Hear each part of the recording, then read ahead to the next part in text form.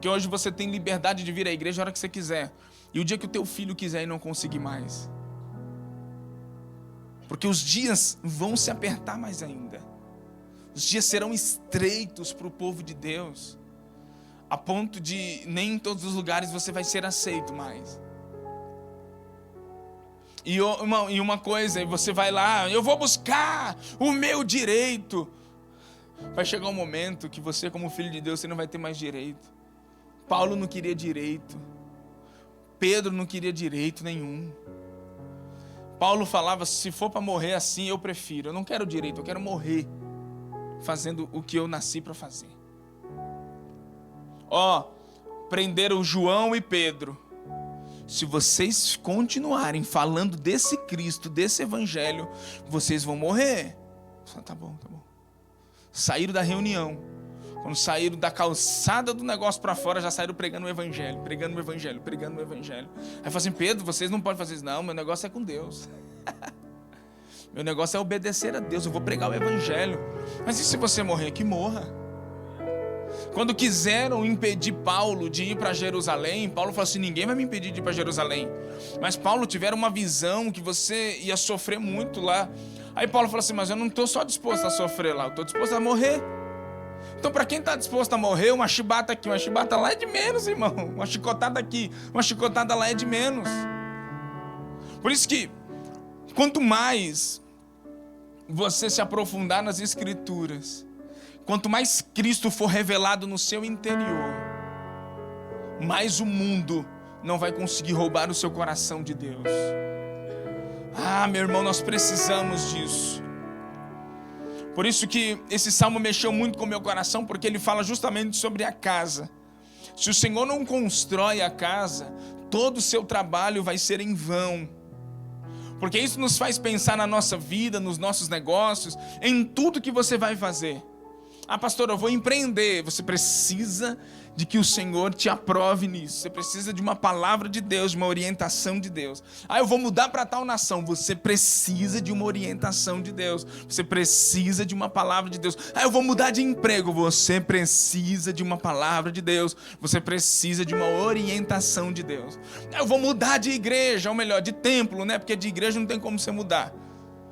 Eu vou congregar em outra denominação. Você precisa buscar uma orientação de Deus e um conselho de Deus. Em tudo. Eu quero comprar isso, fazer aquilo. Busque. Você já percebeu que todas as coisas que der errado foi porque você não consultou a Deus? Na maioria das vezes, às vezes Deus permite mesmo você consultando para te provar. Mas na maioria das vezes dá errado. Porque a gente não consultou Deus. Deus, eu quero entrar em tal lugar, ir para tal nação, investir em tal coisa. Deus, me orienta. Quando você não pede a orientação de Deus, que você vai porque você já é grandinho, já sabe o que fazer, dá errado. Dá errado.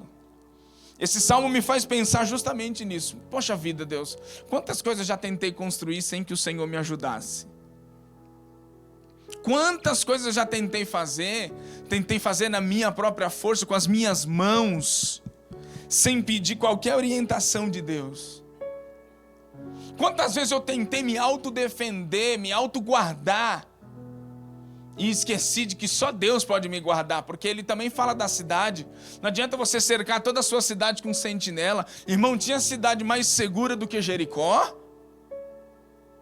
Tinha cidade mais forte, uma fortaleza tremenda do que Jericó. As pessoas moravam em cima do muro. Eu fico te devendo, mas a metragem daquele muro, se podia construir casas em cima do muro. 20 metros de altura e 4 metros de largura. Dá para fazer um puxadinho legal em cima do muro. Olha o tamanho do muro. Uma cidade totalmente fortificada. Irmão, quando chegou o dia dela, quando chegou o tempo de Deus entregar ela nas mãos do povo de Deus, não adianta. Pode ser alto como for, pode ser largo, não adianta. Deus faz. Agora Israel bem pequenininho. Mas quem guarda ela é o Senhor. Tem uma palavra que é muito forte, que um exército cerca Eliseu. Eliseu estava numa casa cercado por um grande exército, muito grande. E a Bíblia fala que o moço de Eliseu, ele abre a porta e ele sai, e ele vê um exército muito grande, esperando Eliseu e o moço sair para eles morrerem. O homem volta para dentro dizendo assim: Eliseu, sai lá fora lá, o que foi? Tem um exército enorme, tem um exército muito grande lá. Eliseu só falou assim: Senhor, abre os olhos desse moço, para que ele veja o que está conosco. A Bíblia fala que quando o moço saiu novamente, que ele olhou acima do exército inimigo, tinha um grande exército, cavaleiros e cavalos, um grande exército cercando. Por quê? Porque quem guardava aquele povo, quem guardava aquele homem, não era qualquer guardinha, qualquer sentinela, era o próprio Deus. Então você já percebeu que certos esforços que você faz às vezes é inútil, quando ele não tem a bênção de Deus? Quando não há bênção de Deus, você bate e não se abre. Você se cansa, e aquilo não acontece. Quando não há a bênção de Deus, você percebe que fisicamente você se desgasta, e no mundo espiritual parece que as coisas não andam. Por quê? Porque se o Senhor não constrói a casa, em vão é o trabalho dos construtores. Em vão. Abra sua Bíblia comigo em Salmos de número 32, 8.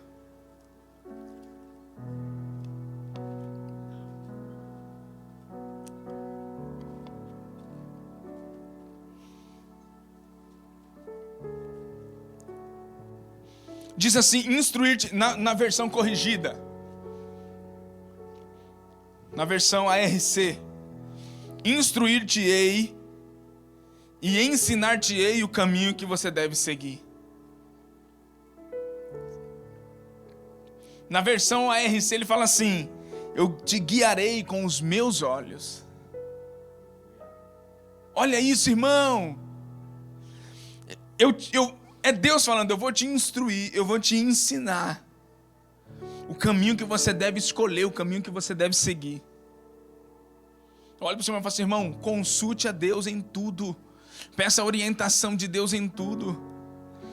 Instruir-te-ei e ensinar-te-ei, obrigado. E te ensinarei o caminho que deve seguir. Aí eu amo esse verso final quando ele fala assim: te guiarei, guiar-te-ei com os meus olhos. Em outra versão fala: te guiarei sobre as minhas vistas. Os olhos de Deus vai te conduzir. Irmãos, grave isso. O desejo de Deus é que você vá bem em tudo. O desejo de Deus é que eu e você andemos no conselho dEle.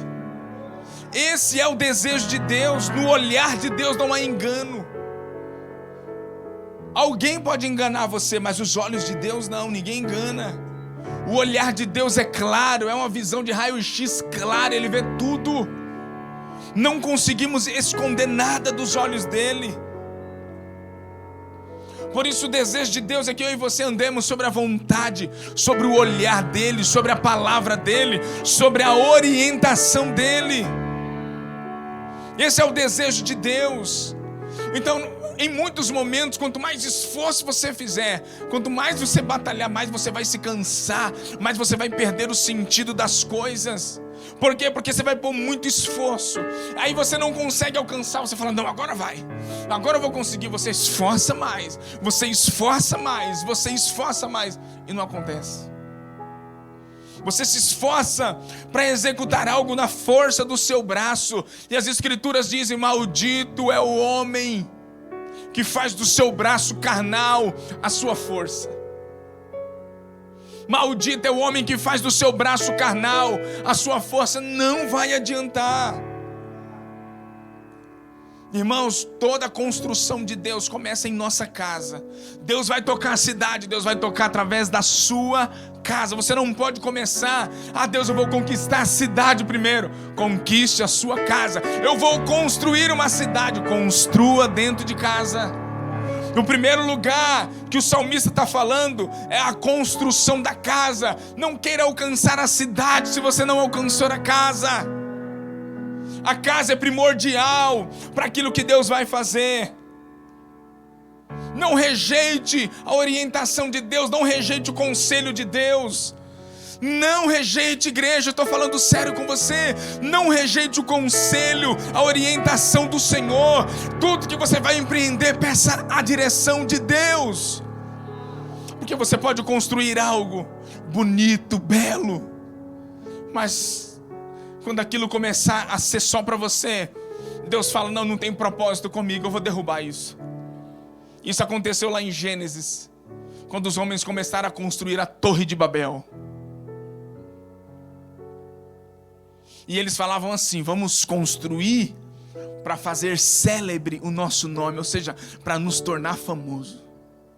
Vamos construir para nos tornar famoso. E, irmãos, e eles construíram. Deus teve que descer para confundir eles, senão eles iam alcançar lugares altos, só porque eles falavam a mesma língua. Então perceba, eles falavam a mesma língua, deu certo. A igreja, às vezes a gente fala assim, irmão, as coisas só vão para frente se a gente falar a mesma língua. Eu concordo em parte. Não adianta falar a mesma língua se não tem a mesma visão. Precisa falar o mesmo linguajar, mas tem que ter a mesma visão. Porque vai ter momentos que você vai falar diferente de mim, mas se nós tivermos uma visão, a visão vai nos conectar novamente. A casa é a mesma coisa, a casa tem que falar a mesma língua, mas ali tem um homem de Deus, uma mulher de Deus, ali tem um governante da sua casa, a qual Deus deu a visão no coração dele, e o dever dele é transmitir essa visão para a sua casa, para a sua esposa, para os seus filhos, para todo aquele que está conectado com você.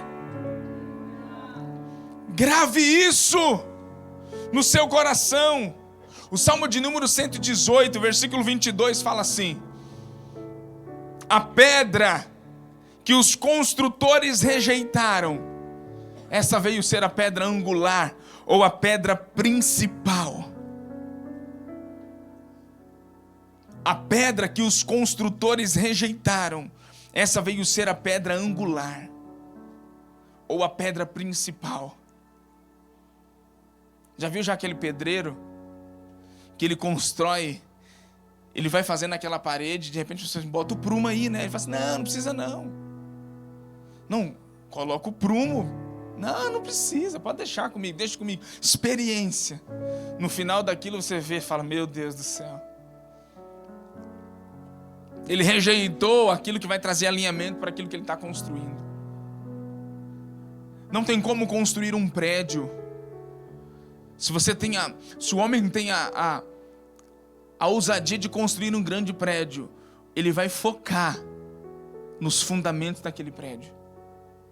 Ele vai focar na base.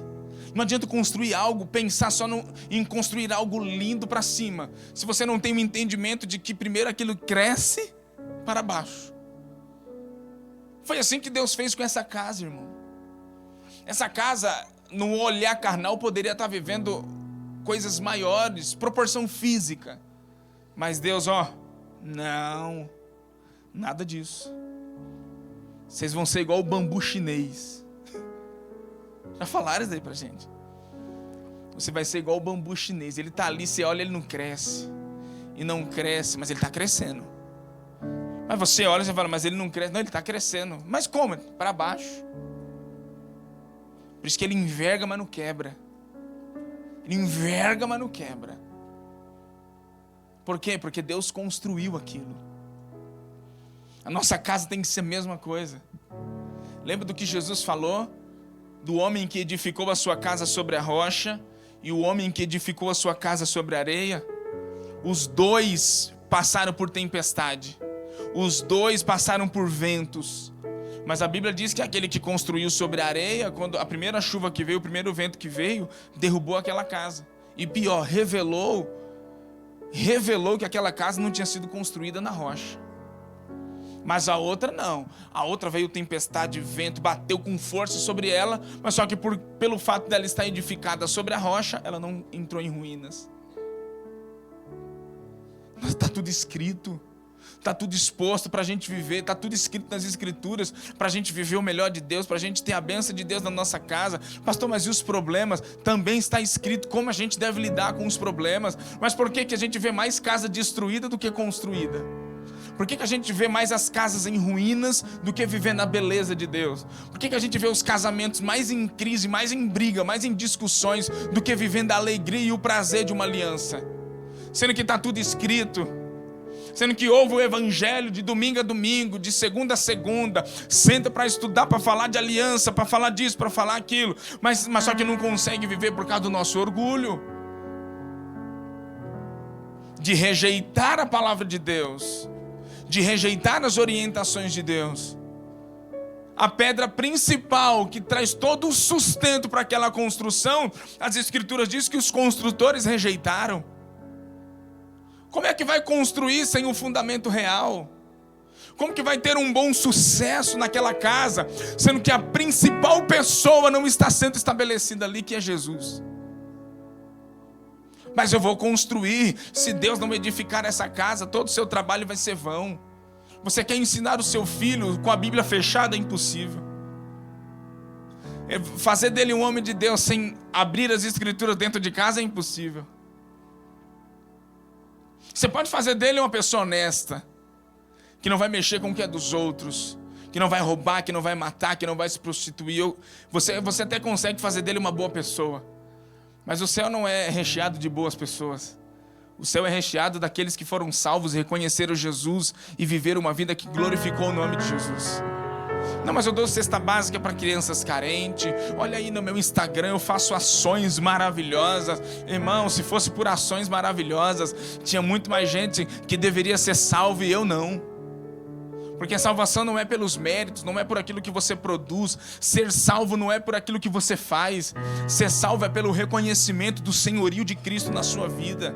Você pode viver a vida inteira dando cesta básica, a vida inteira fazendo boas ações. Se você não tiver uma vida que agrada o nome de Jesus, você pode não morar com Ele no céu. Que lindo isso.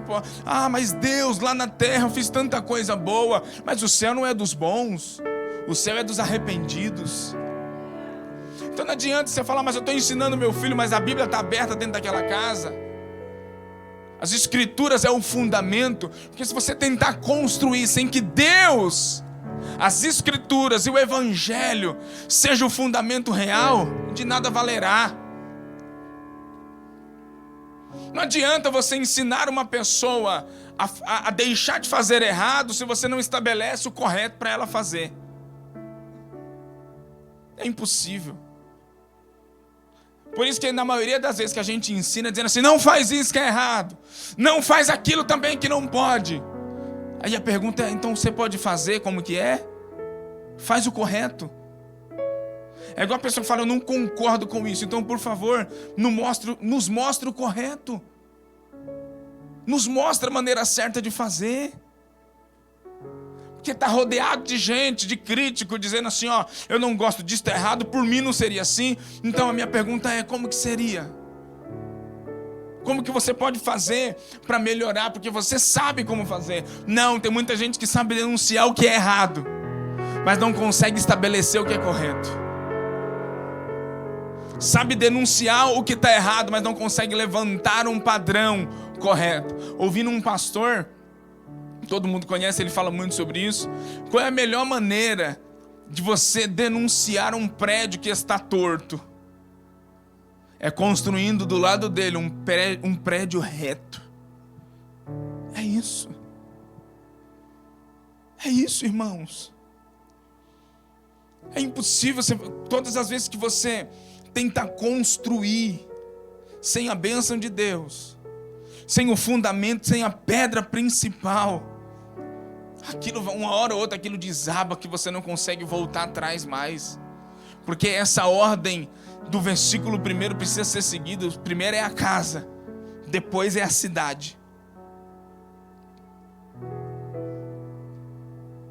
Amém? Para termos uma cidade, eu escrevi isso. E eu quero que você ouça. Para termos uma cidade bem fortificada, precisamos ter uma casa bem consolidada. Isso daqui precisa ser muito sério na nossa vida, irmão. Isso precisa ser muito sério.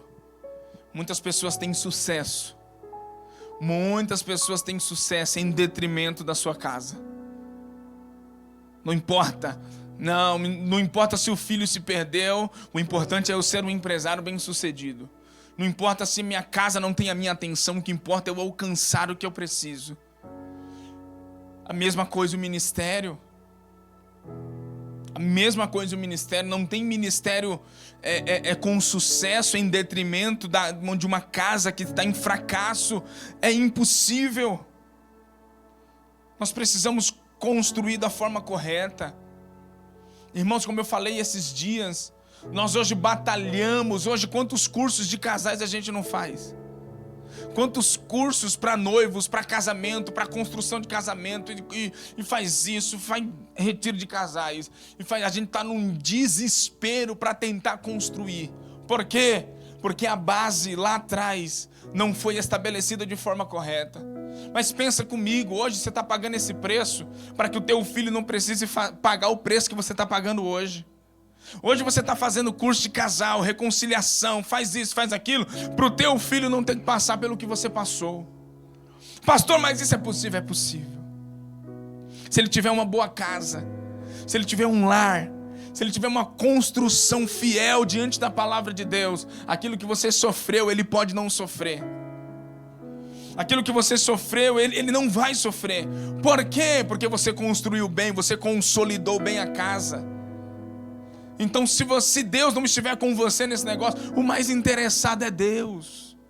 Se Deus não estiver comigo e com você nesse negócio, pode dar ruim. Pode dar ruim. Se o Senhor não edifica a casa, se o Senhor não constrói essa casa junto comigo, todo o meu esforço será vão, todo o meu trabalho será cansativo e sem resultado. Amém? Quantos estão entendendo aqui? Está um silêncio muito grande. Ou você dormiu ou você entendeu. Abra sua Bíblia comigo em Provérbios capítulo 24, versículo 3 e 4. Na versão NVT.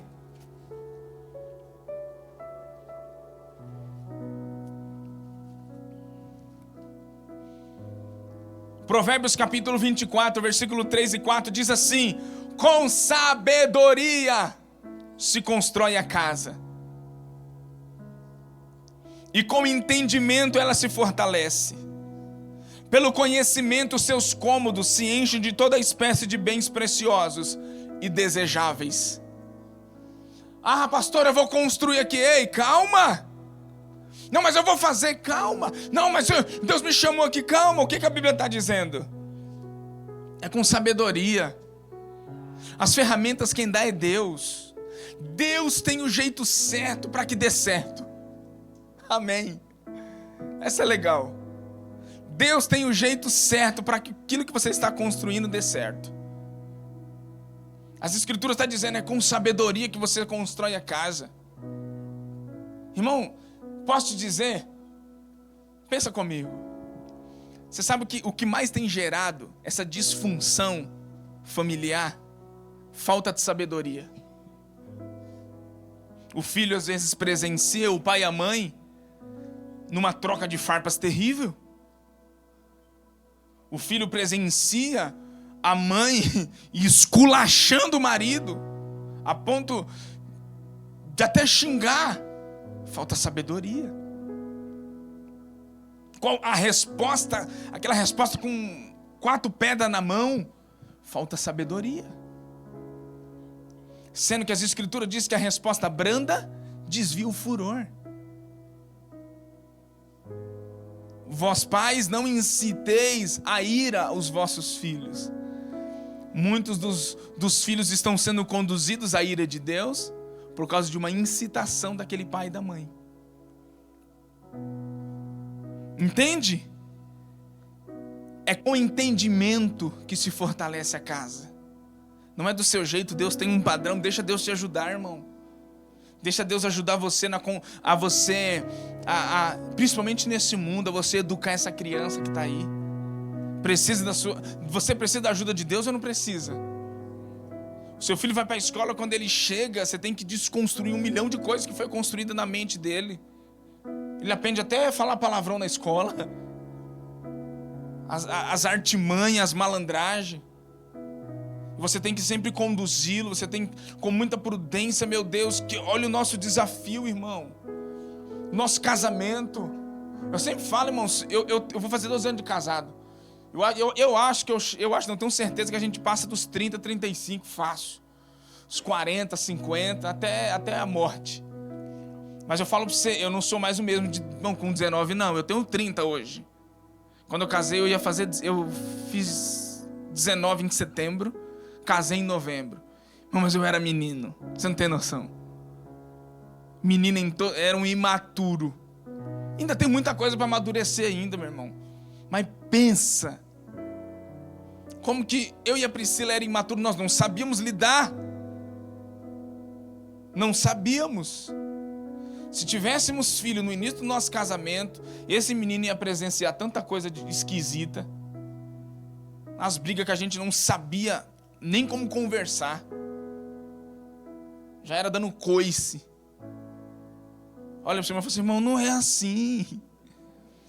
As escrituras estão dizendo que é com sabedoria que você constrói a casa, é com entendimento que você fortalece ela. Construiu, agora você precisa de entendimento para que ela seja fortalecida mais e mais no Senhor. Oh, meu Deus.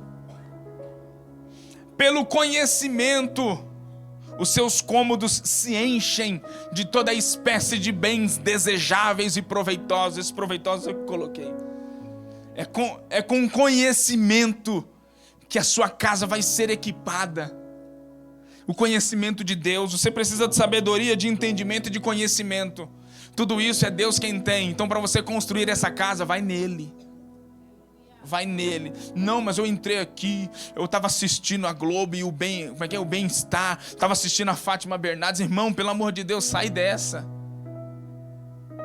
Estava assistindo um fulano, é um monte de gente que não tem padrões bíblicos para construir uma casa consolidada na vontade de Deus. Quantos são crentes aqui? Não precisa nem levantar a mão. Todo mundo é. O seu padrão de construção de família, casamento, educação de filhos está nas Escrituras. Você não lê Bíblia. O que o pastor falou, o que o teu pastor fala para você é Deus falando, tudo é verdade. Você nem vai na Bíblia para saber se é verdade. Não, o pastor falou é Deus. Não, irmão, abre a Bíblia, vai ler. O pastor também pode errar. Tem gente que está sendo ensinado de forma incorreta. Sabe por que continua lá? Porque não lê Bíblia. Não lê Bíblia. E para o pastor é melhor que você não lê. Porque pelo menos você vai engolir todas as besteiras que ele fala. É mais fácil. É bom que você não saiba onde estão as verdades, porque talvez você pode confrontar o erro do teu líder com a verdade que ele fala, mas só que não vive. Não, irmão. Esse não é o evangelho que eu creio. O evangelho que eu creio é aquele evangelho simples e puro que Jesus nos ensinou. Que Jesus nos ensinou. É muito importante você usar as ferramentas e os materiais que Deus está disponibilizando para você. Porque se o Senhor não for o construtor dessa casa, em vão vai ser o seu trabalho. Em vão vai ser o seu trabalho. E você não pode fracassar na construção do seu lar, irmão. Você não pode fracassar na construção do caráter emocional, espiritual, físico do seu filho. Você não pode. Você pode comprometer todo o propósito de Deus se não houver realmente a vontade de Deus, o conselho de Deus, a direção de Deus na construção. É lindo quando eu estudei o livro de Êxodo, que tudo que Moisés construía, no final do versículo estava escrito assim: e fez Moisés tudo conforme Deus designou. Irmãos, a medida não tinha 1 centímetro a mais e nem 1 centímetro a menos. Moisés teve que fazer tudo do jeito que Deus pediu. A medida era Deus quem tinha dado. Moisés, você vai fazer o tabernáculo, a cortina vai ser de tal cor e de tal tamanho. As demais cortinas, as demais colunas vai ser de tal cor e de tal tamanho. Não faça do jeito que eu te mandei. A ponta do altar vai ser assim, a medição do altar, a medição da mesa vai ser essa, os utensílios da mesa vai ser assim, assim, assado, de geração em geração. Então, se lá na frente alguém for fazer o que você fez, eles têm que fazer da mesma forma. Moisés, quando for carregar a arca, não é para colocar em cima de boi, em cima de carroça, é os levitas que vão carregar. Tudo bem, tudo bem. Então sempre era assim. A primeira vez que um homem tentou fazer diferente que Deus fez, do que Deus mandou, alguém morreu. Deus é muito justo, irmão.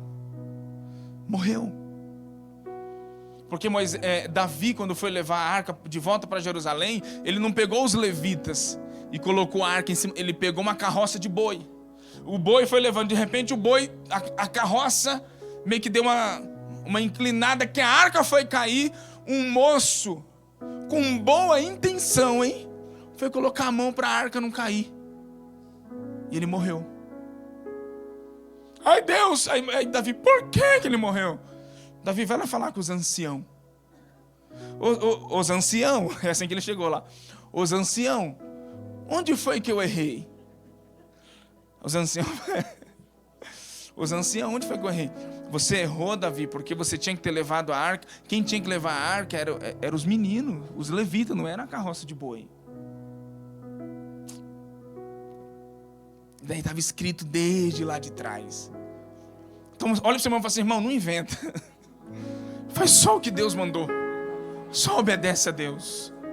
Só obedece a Deus.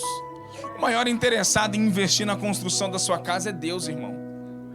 A sua casa é tão importante que a gente se lembra de Davi. A Bíblia fala que o desejo de Davi era trazer a arca de volta para Jerusalém. E foi o que aconteceu. Davi pegou, fez toda aquela festa para levar a arca de volta para Jerusalém. Quando chegou no meio do caminho, aconteceu esse negócio que eu acabei de te narrar, o menino morreu. Aí Davi volta de novo. Pega a arca e deposita a arca na casa de Obed-edom. A arca fica lá por 3 meses. E depois que a arca volta para a cidade de novo. Irmão, traz aqui, o que eu entendo com isso? Onde foi que Davi errou? Davi errou porque ele queria levar a arca direto para a cidade. Ela tinha que passar na casa primeiro. O que adiantaria a arca abençoar toda a cidade se ela não tinha abençoado a casa ainda? Assim é minha vida, é a sua vida. Você está tentando levar a arca lá para Jerusalém para dizer, concretizei. Não, deixa a arca passar primeiro na sua casa. Porque se a sua casa for abençoada e consolidada, ela vai chegar em Jerusalém e vai abençoar todo mundo também.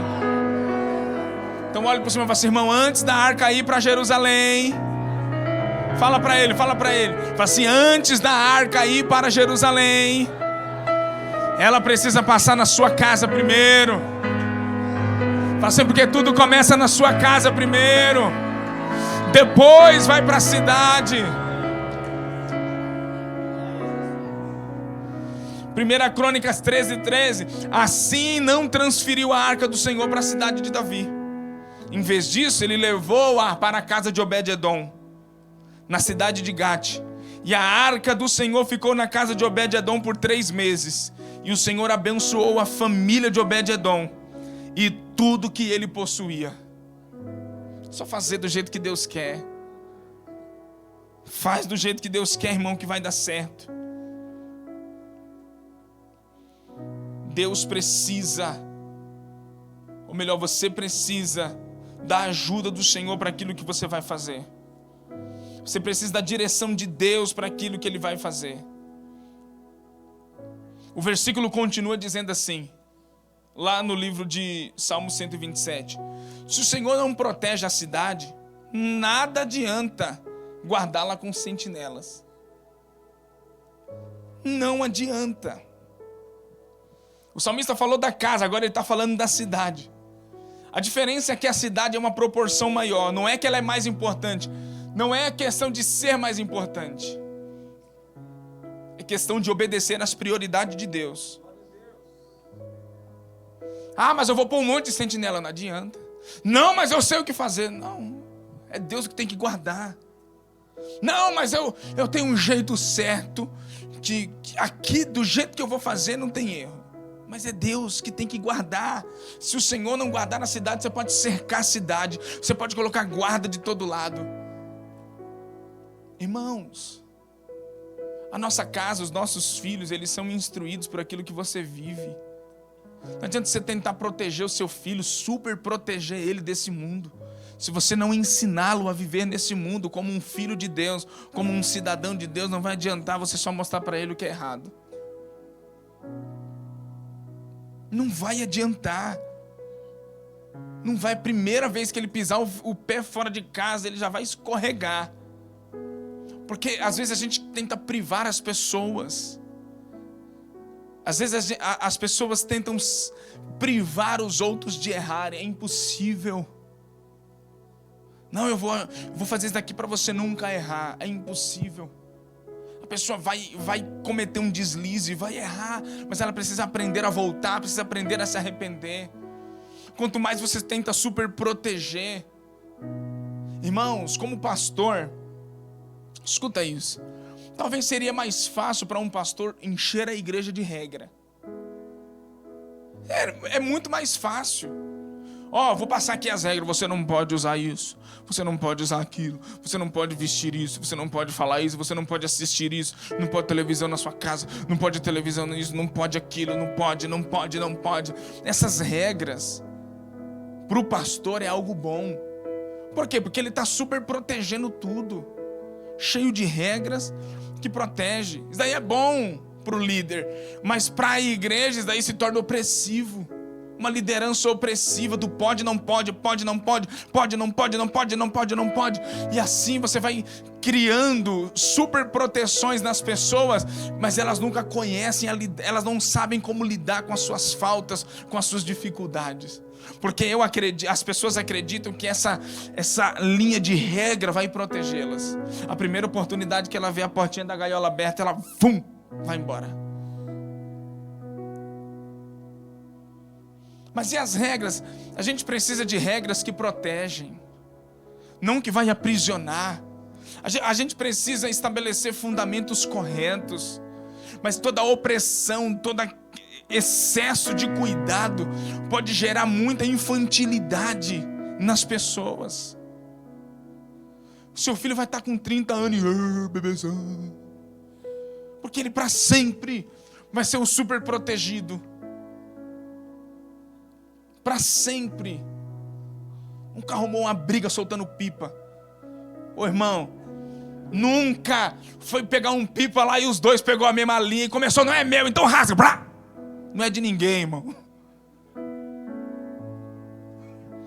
Nunca arrumou uma briga jogando bola, tomou uns... Às vezes a gente tenta super proteger, não adianta. Não, mas eu vou aqui, filho, você não pode, não pode. Estabeleça um padrão correto. Não vai adiantar você cercar toda a cidade de guarda.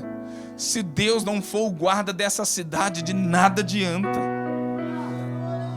Todo esforço que você faz para proteger essa cidade será inútil se o guarda dela não for o Senhor. As escrituras dizem em Zacarias capítulo 2, versículo 5, que o Senhor fala assim, eu mesmo, na versão NVI, eu mesmo serei para ela um muro de fogo ao seu redor. Irmão, isso é muito forte. O povo estava vivendo aqui os desastres que eles tinham passado tentando reconstruir a cidade. Neemias estava tentando reconstruir a cidade. Zorobabel, todos aqueles homens estavam se reunindo para tentar, e a obra parava e ia. E o que a gente vai fazer? Olha o questionamento, como que a gente vai fazer? Nós somos frágeis e a gente não tem muros que nos protegem. Deus falou assim, Zacarias, diga para o povo que eu serei como muros de fogo ao seu redor, e dentro delas eu serei a sua glória. Creia no que a palavra de Deus diz. É Ele que te guarda. É Ele que é o construtor, É Ele que te ajuda a construir esse fundamento, essa casa que vai ser um sucesso nessa terra. E é Ele quem ajuda a guardar também. É Ele quem ajuda a guardar. Abre comigo o Salmo de número 121 para a gente finalizar e ceiar.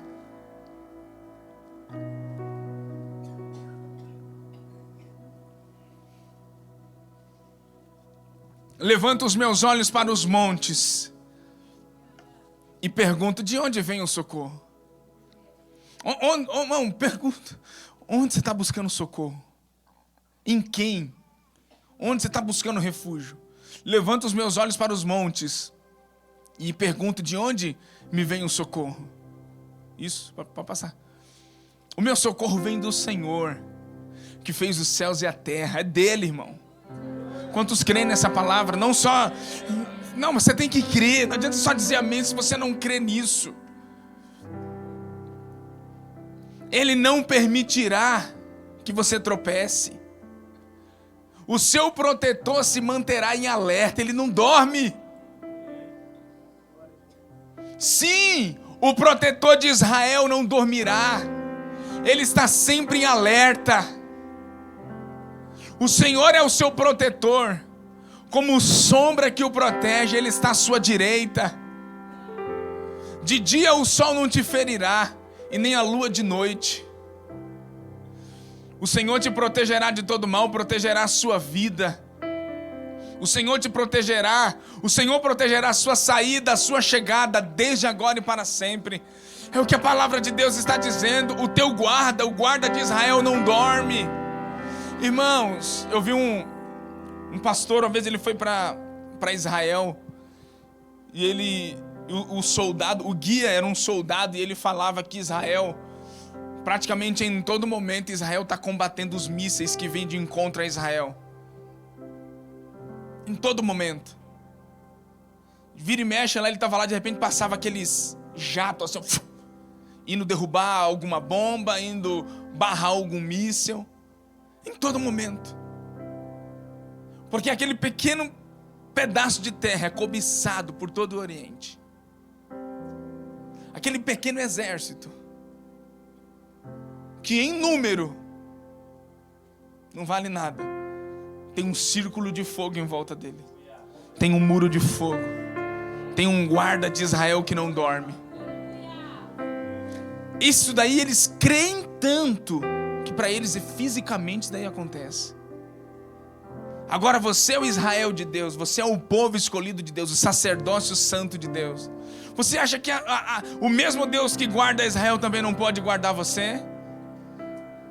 O mesmo Deus que abençoa aquele povo também não pode abençoar você? O mesmo Deus que prospera aquele povo, que faz com que aquelas famílias sejam abençoadas. Irmão, você vai a Israel, eu nunca fui, mas os relatos de muitas pessoas que foram, ele diz que não tem mendigo na rua de pedir de esmola, não tem pobre, não tem, porque eles creem nas escrituras. Eu estava lendo esses dias o livro de Deuteronômio, fala que no 7º ano é o ano da remissão. O que é o ano da remissão? Todo aquele que tinha pedido dinheiro emprestado para alguém, quando chegava o ano da remissão, ele tinha direito de ser perdoado a sua dívida. Para que no meio de vós não haja nenhum pobre sequer. Deus, é assim? Então eu vou fazer. O povo ia e fazia. Mas aquele que estava necessitado não se aproveitava daquele que emprestava. Por estar perto do ano da remissão, ele não se aproveitava. Era a ordem de Deus, você não pode se aproveitar. Só porque está chegando perto do ano da remissão, você vai pegar emprestado para ele te perdoar. E você que empresta, só porque está perto do ano da remissão e você vê que ele realmente precisa, não negue. E a palavra de Deus era: para que não haja no meio de vós nenhum necessitado sequer. Eles acreditam nisso, eles vivem isso. Agora, quantos creem nas escrituras, que as escrituras estão dizendo que o guarda de Israel não dormirá, que ele não permitirá que os teus pés vacilem, que ele não dormirá e que ele te guarda. É certo que o guarda de Israel não tosqueneja, ele não dorme, ele não vacila, ele é Deus. Você precisa crer nas escrituras, você precisa crer que a palavra de Deus é suficiente. Pastor, mas eu estou vivendo os piores dias da minha vida. Creia na palavra, creia nas Escrituras, obedeça as Escrituras, obedeça a palavra de Deus.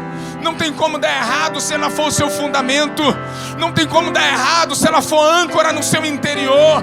Não tem como dar errado se é a palavra de Deus, se é a boca de Deus que disse, vai acontecer.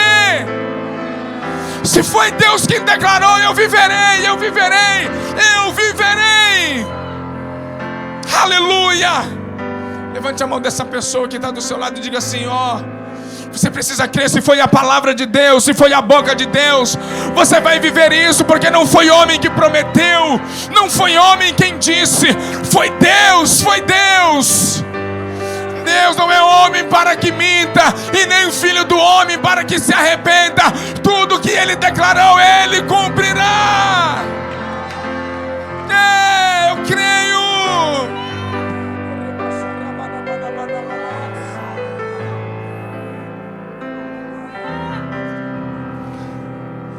Então hoje é noite de você renovar as tuas forças no Senhor.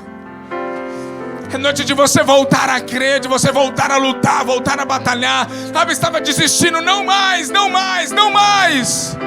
Eu estava quase parando, não mais. Não mais, porque é o Senhor que te fortalece. É o Senhor, Ele não dorme, Ele não tosqueneja. Ele é o guarda de Israel.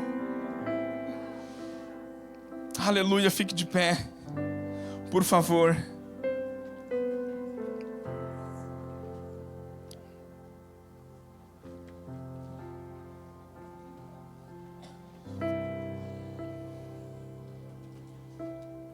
Aleluia.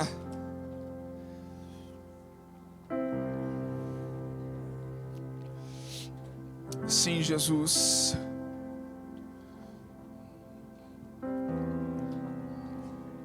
Embora você esteja vivendo momentos onde você não sabe como lidar com certas situações à sua volta, com coisas que têm acontecido em sua vida. Ei, deixa eu te falar uma coisa. Existe alguém muito interessado em te auxiliar. Existe alguém muito interessado em te suportar nesse momento. Existe alguém muito interessado a trazer de volta a alegria para sua casa. Esse alguém é o Espírito Santo. Esse alguém é o Espírito Santo. Esse alguém se chama Espírito Santo. Ele é o maior interessado em trazer de volta a alegria para essa casa, em alinhar novamente o prumo, em alinhar novamente o entendimento nessa casa. Escuta, você precisa crer nisso. Eu sei, irmão, porque as lutas nos esfriam. As lutas esfriam a nossa fé. As lutas fazem com que a gente perca o prazer. Talvez você venha para a igreja, só o seu corpo vem. Talvez você venha porque alguém te mandou mensagem, porque você tem que fazer alguma coisa na igreja. Talvez você venha porque, melhor do que ficar em casa. Não. Tá tudo errado isso. Tá tudo errado. Precisa mudar no seu coração o entendimento com respeito ao corpo de Cristo. Também eu até compreendo em muitos momentos tantas lutas e batalhas que te esfria, que te deixa tão desanimado no seu dia a dia. Às vezes porque coisas que você gostaria que acontecesse não aconteceu. Coisas que você gostaria que acontecesse não aconteceu. Escuta uma coisa, você não pode perder a fé. Esses dias eu estava conversando com alguém, não lembro quem era, e eu fiquei pensando.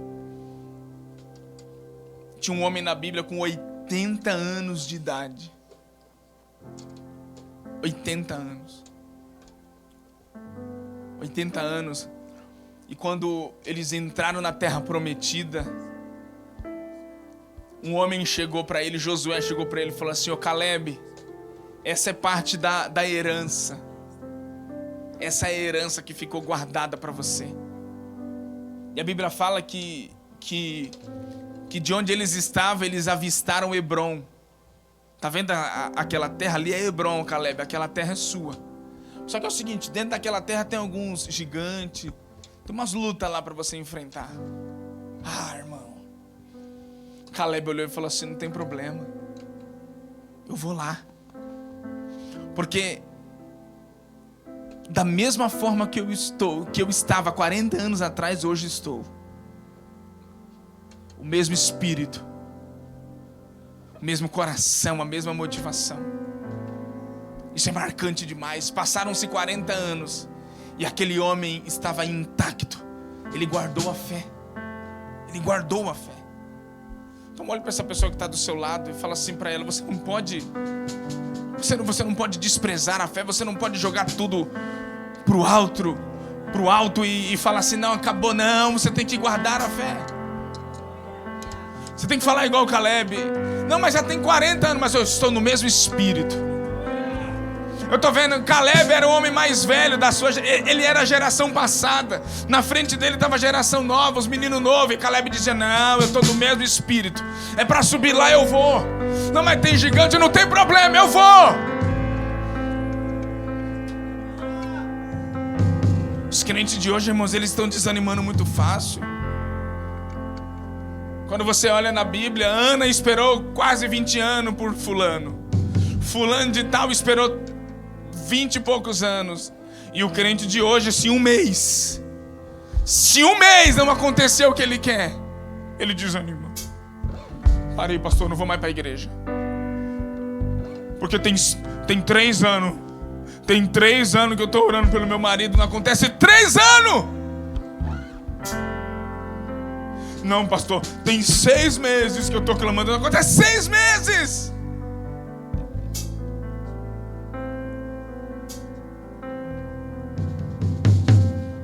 Não diz, você não pode desanimar dentro de 1 ano, 2 anos, você tem que persistir.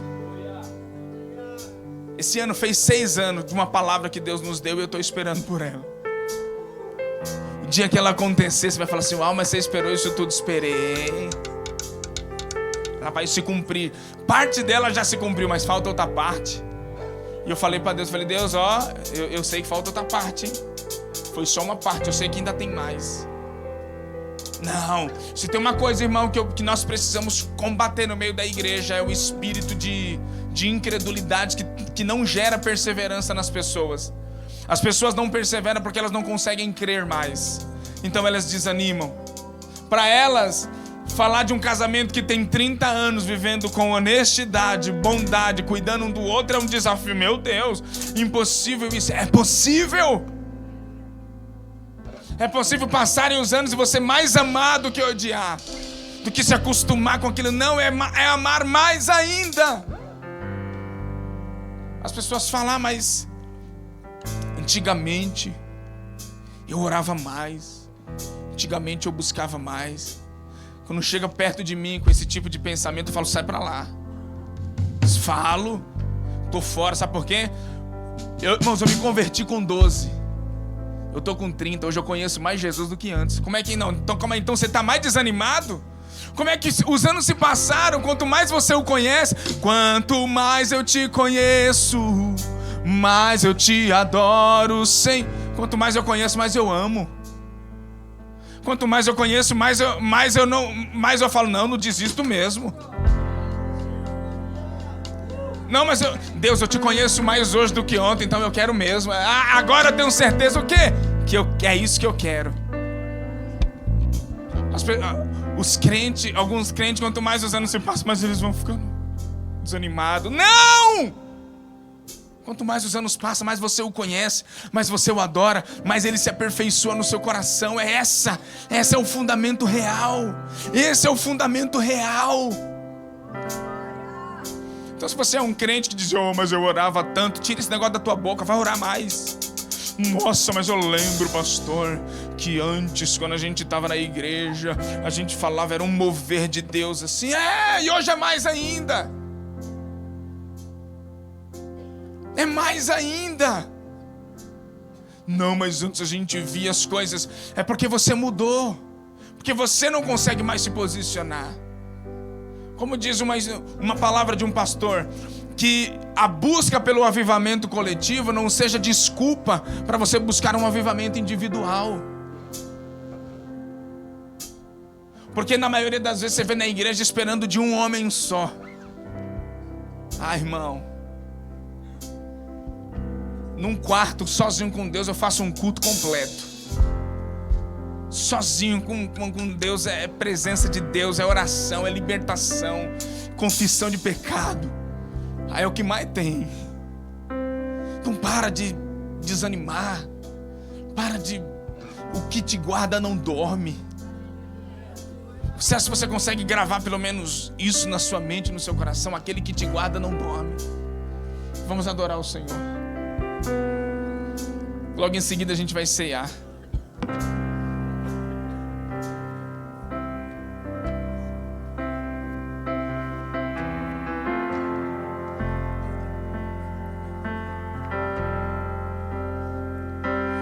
Fogo não me queima, nas águas não vou afundar, pois estás comigo, não estou sozinho, eu estou guardado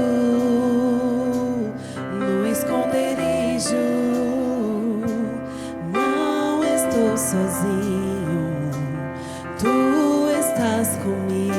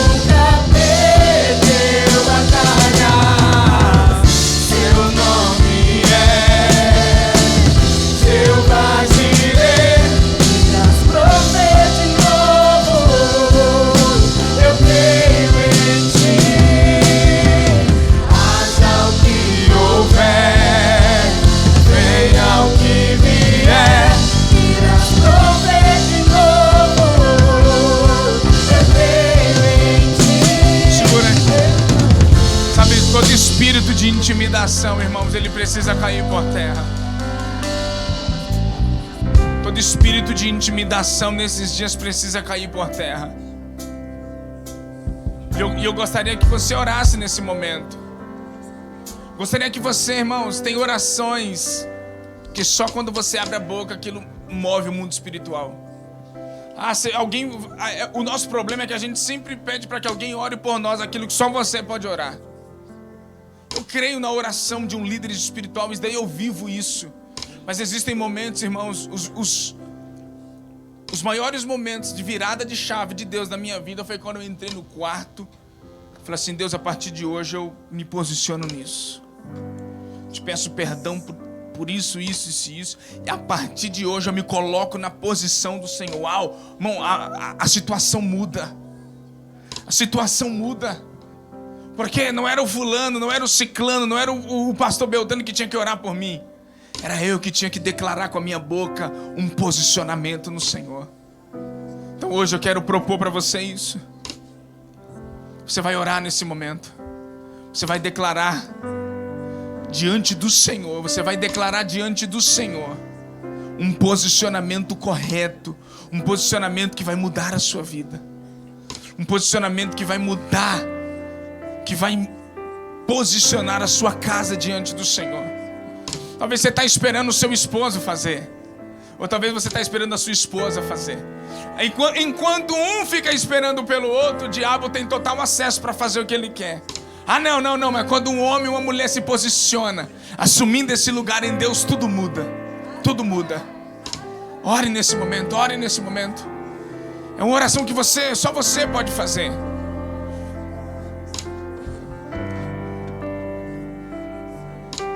Ore, seja ousado.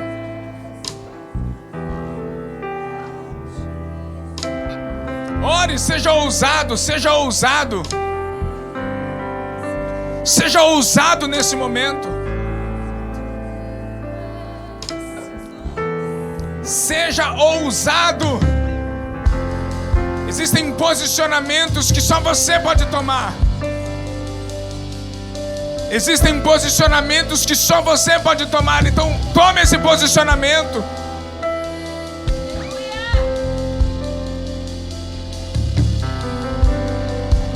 Tome esse posicionamento.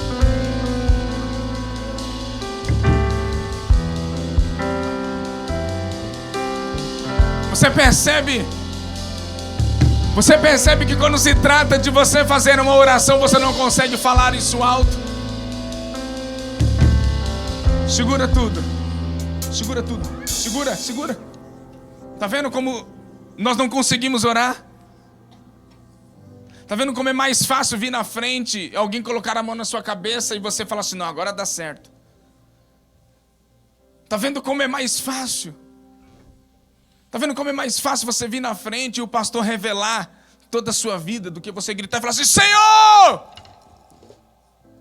eu preciso que o Senhor mude a minha vida. Irmão, tá vendo como às vezes falta um posicionamento, é uma timidez, uma intimidação que as pessoas têm. Elas não conseguem orar, gritar diante de Deus, falar: Senhor, eu preciso assumir um lugar no Senhor. É mais fácil vir na frente da igreja e o pastor, nossa, o pastor entregou uma profecia para mim que mudou. Irmão, eu tenho milhares de profecias que já falaram para mim. Se eu não me assumir um posicionamento diante de Deus, nenhuma delas vai se cumprir.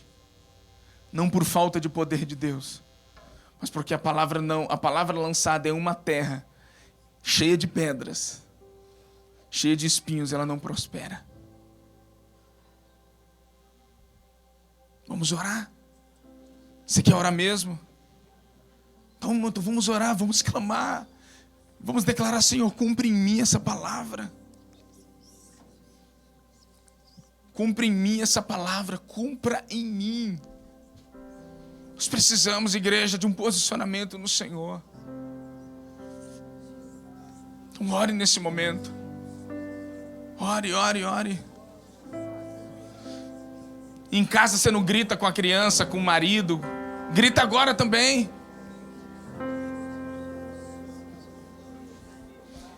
Na rua você não grita, no trânsito. Grita agora também, pedindo perdão. No trabalho você não fala. Fala agora é a hora.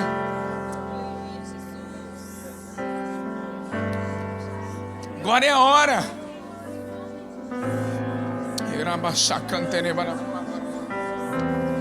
Vocês agora.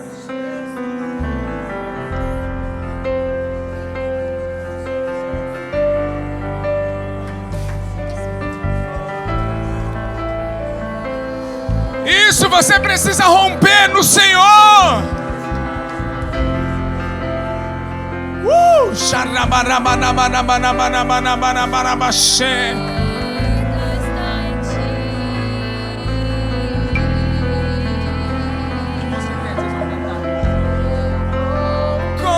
Construí minha vida em ti, tu és meu fundo. Vamos, ore nesse momento. Eu vou confiar Somente em ti. Ore nesse momento. Construa tudo diante dele. Construa diante dele. Vamos, vamos.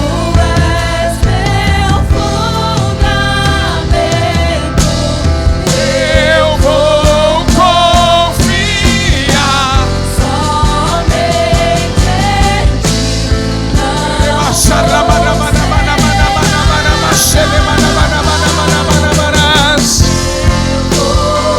Só você pode orar agora. É você, é você, é você. Tu és Meu fundamento, eu vou confiar. Perdoe também, ore perdoando, ore perdoando.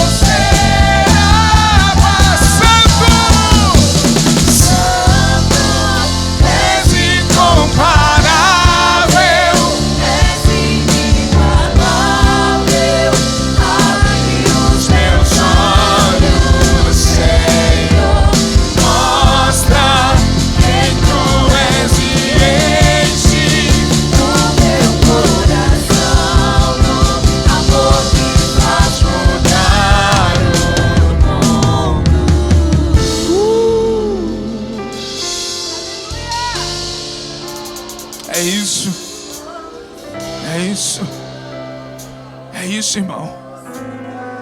É isso. Quando você assume lugares no Senhor, quando você assume lugares do Senhor, é diferente. É diferente, é diferente, é diferente. O Senhor está virando uma chave no seu coração aqui hoje. O Senhor está girando uma chave no seu interior aqui hoje.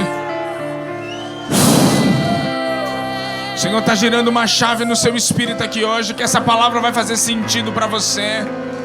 Essa palavra vai fazer sentido no seu interior.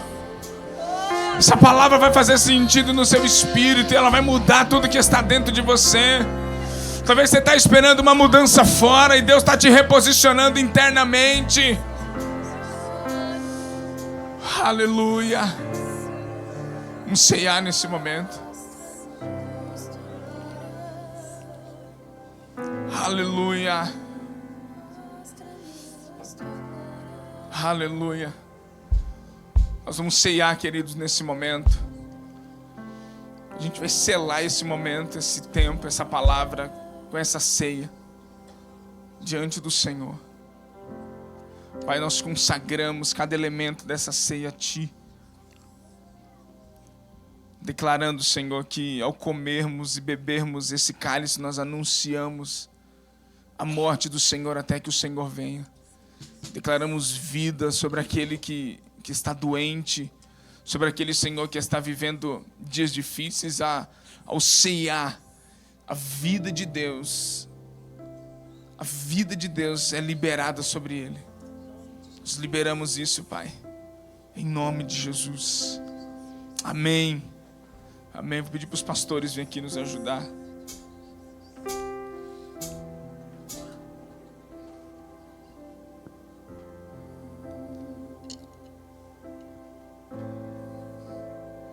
Você pega o seu pão, o seu cálice e aguarde até que todos nós possamos ceiar juntos.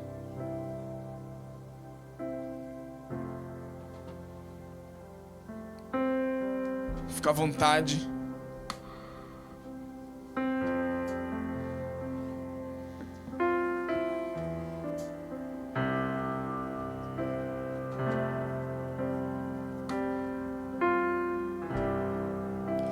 Digno desta canção, só tu és, Senhor.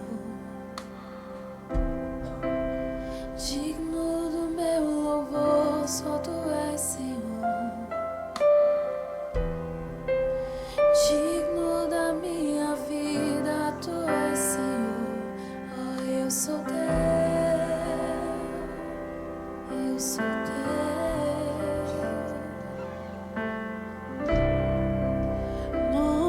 Que é sobre todos é o teu Jesus,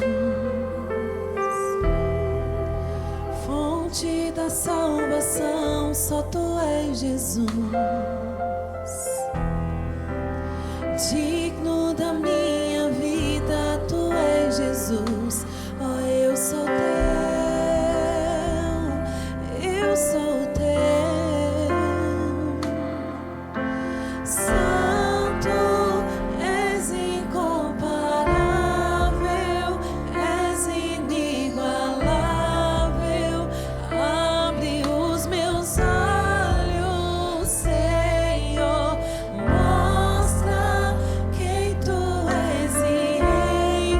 Você quer mesmo que Ele mostre quem Ele é?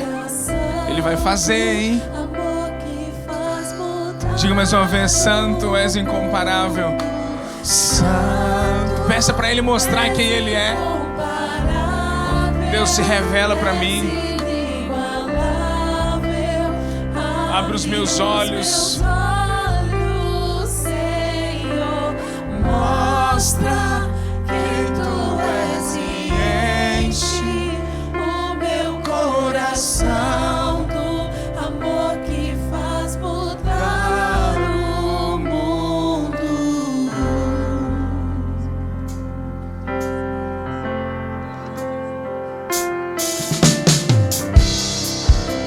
Digno desta canção, só Tu és, Senhor. Digno do meu louvor, só Tu és, Senhor. Digno da minha vida, Tu és, Senhor. Oh, eu sou teu.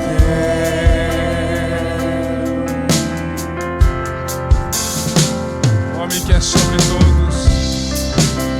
Nome que é sobre todos é o Teu Jesus. Da salvação, só Tu és, Jesus. Digno da minha vida, Tu és, Jesus. Oh, eu sou teu.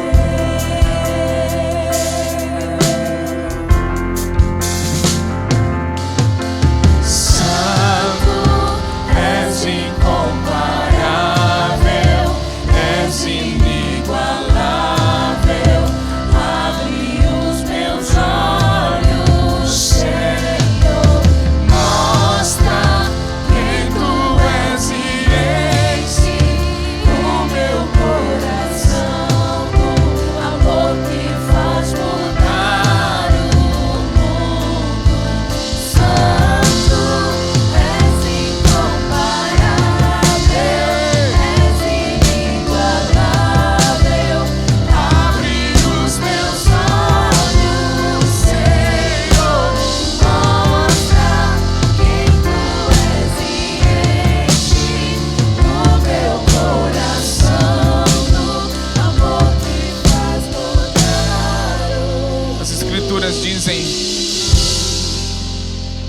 Que o Senhor Jesus, na noite em que Ele foi traído, Ele desejou ardentemente ceiar com seus discípulos.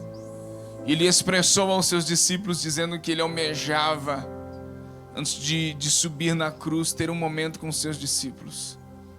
Antes de ser crucificado, o desejo dele era sentar à mesa com os seus discípulos.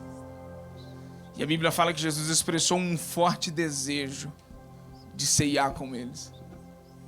E ele fala naquele momento que aquele pão que ele estava partindo era o próprio corpo dele. Olha que forte que Jesus estava fazendo naquele momento. Conforme ele partia aquele pão, ele partia dizendo que aquele era o corpo dele. É como se Jesus estivesse dizendo: é o que está acontecendo comigo. Eu estou sendo partido por vocês. Ele está dizendo, e ele diz assim: isso daqui é o meu corpo que é partido por vós.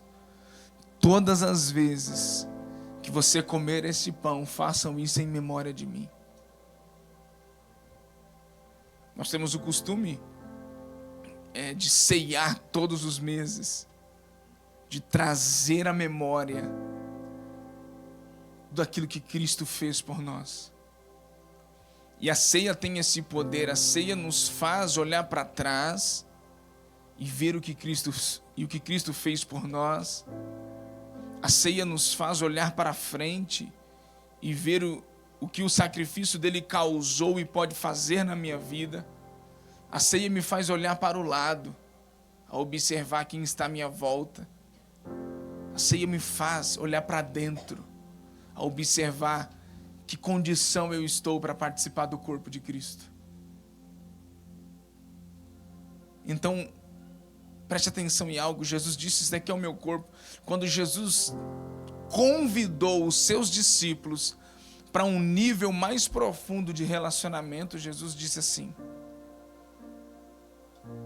se você não comer do meu corpo e não beber do meu sangue, você não tem parte comigo. Então a ceia, irmão, a ceia, ela é o símbolo da aliança, é o símbolo da sua aliança eterna com Cristo. Amém? A ceia é o símbolo. Então Jesus, na noite em que ele foi traído, ele fez a mesma forma. Ele tomou o pão, ele partiu com os seus discípulos e disse: daqui é o meu corpo que é partido por vós. Comam dele em memória de mim. Pegue o seu pão nesse momento. Pode comer em memória dele.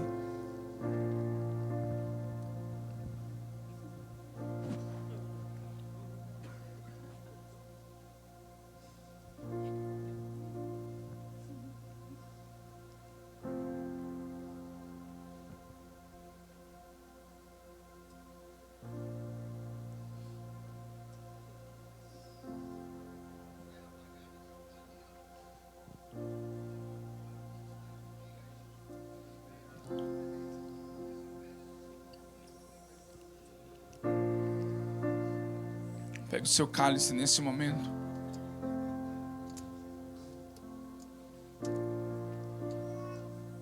Pega o seu cálice. Levante ao céu o seu cálice. Senhor, nos perdoe por tantas vezes, Senhor, que negligenciamos o sacrifício do Senhor. Nos perdoe por todas as vezes que negligenciamos o teu sacrifício e fazemos do sacrifício da cruz como algo banal, Senhor. Eu quero nesse momento declarar que nós queremos fazer jus ao teu sacrifício, queremos andar todos os dias das nossas vidas em obediência ao Senhor. Todos os dias. O Senhor Jesus, na noite em que partiu o pão com os seus discípulos, o Senhor também tomou o cálice e disse: este é o cálice da nova aliança. O cálice da nova aliança. Esse é o meu sangue. O Senhor disse: é o sangue que foi derramado em favor de muitos. E hoje nós celebramos esse momento. Celebramos a vida de Deus. Celebramos a morte e a ressurreição de Cristo. Naquela noite o Senhor morreu, mas 3 dias depois... Na sexta-feira o Senhor morreu, mas no domingo pela manhã o Senhor já estava ressuscitado. Obrigado, Jesus. Que no domingo pela manhã o Senhor já estava andando no meio dos seus. E eu te agradeço, Porque eu também creio que um dia eu morri para esse mundo, mas um dia eu ressuscitei para a glória de Deus. E hoje, nessa noite, com os remidos do Senhor, nós também declaramos isso. Que assim como um dia morremos para esse mundo, hoje nós celebramos a vida de Deus em nosso meio. Amém. Levanta o seu cálice e diga: a ti, Jesus. Pode beber, pode beber.